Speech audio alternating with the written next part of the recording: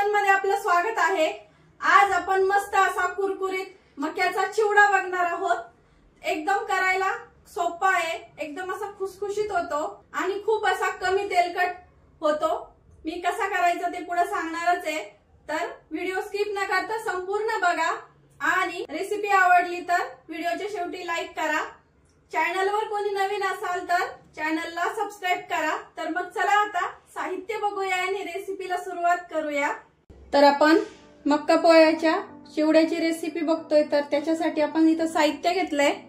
अर्धा किलो प्रमाणामध्ये करतोय आपण, तर अर्धा किलो मक्का पोहे। त्यासाठी आपल्याला इथं डाळवा घ्यायचंय, तर हे मी 20 ते 25 ग्रॅम इथं डाळवा घेतलंय।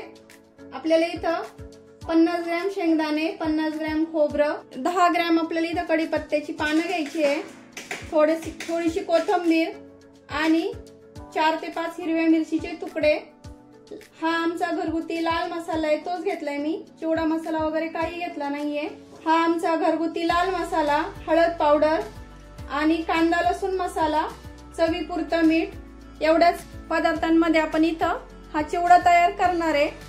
मी बाहेरचा कुठलाही मसाला वापरणार नाहीये, फक्त एवढेच मसाले वापरून मी इथं चिवडा तयार करणार आहे। एकदम छान होतो हा, खमंग होतो। तर मग आता चला, आधी आपल्याला सगळं साहित्य तळून घ्यायचं आहे। आधी आपण मका पोहे तळून घेऊया आणि मग बाकीचं साहित्य तळूया। तेल गरम झालंय का बघूया आता। तर हे बघा, तेल छान गरम झालंय, छान असे फुललेत आपले मका पोहे। तर आपल्याला आता हे सर्व तळून घ्यायचे आहेत छान। हे बघा, छान असे फुलले पाहिजे। मका पोहे तळायला एकदम असं कडकडीत तेल लागतं। काढून घेऊया। तर हे बघा, अशा जाळीवर काढायचं, म्हणजे जे एक्स्ट्राचं तेल असतं ते पूर्ण निघून जातं। किंवा तुमच्याकडे पूर्णाची चाळणी असली ना, त्याच्यावर काढलं तरी त्याच्यावरती पण पूर्ण तेल निघून जातं। तर आवाज बघू शकता, असं मस्त छान कुरकुरीत तळलेत आपले पोहे। आता सर्व पोहे मी याच प्रकारे तळून घेते। तर हे बघा, पूर्ण आपला मक्का पोहेचा पूर्ण असं तळून झालंय इथं, आणि असं तेलकट पण झालं नाही खूप जास्त, कारण आपण जाळीवर काढलं होतं। सर्व जे तेल आहे ते खालीच निथळून जातं।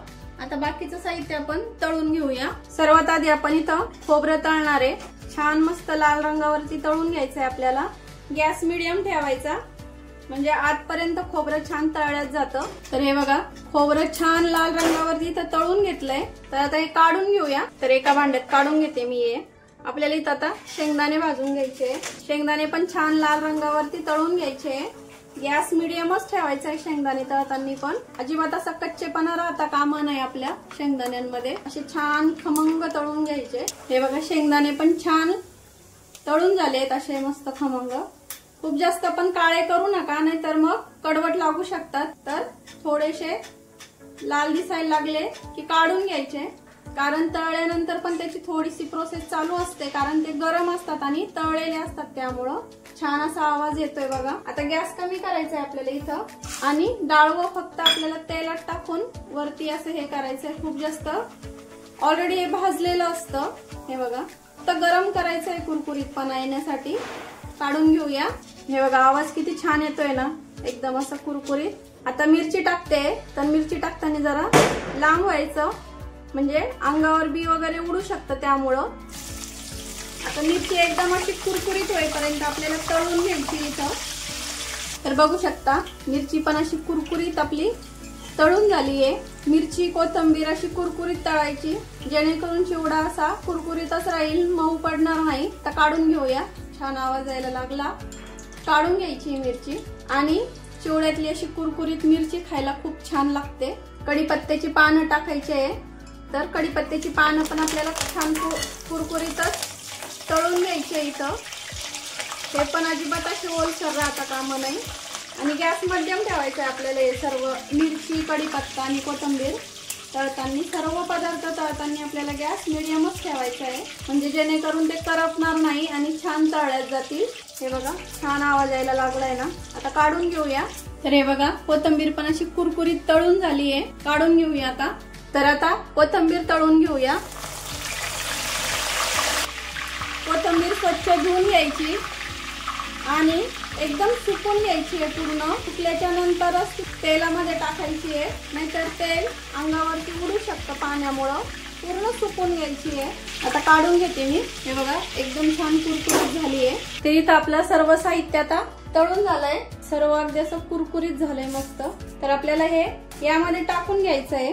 तर आपल्याला आता हे हलक्या हाताने असं मिक्स करून घ्यायचं आहे, कारण पोहे छान तळले गेलेले आहेत, कुरकुरीत झाले, त्यामुळं तुटू शकतात ते, त्यामुळं। आणि मिक्स करून का घ्यायचं तर मसाले टाकले तर कढीपत्त्याला आणि त्याला चिपकतात ते, आणि नुसता कढीपत्ता आणि ते असं मसाल्याचं होतं, बाकीच्या चिवड्याला मसाला प्रॉपर असा लागल्याच जात नाही, त्यामुळं म्हणून असं छान आधी मिक्स करून घ्यायचं।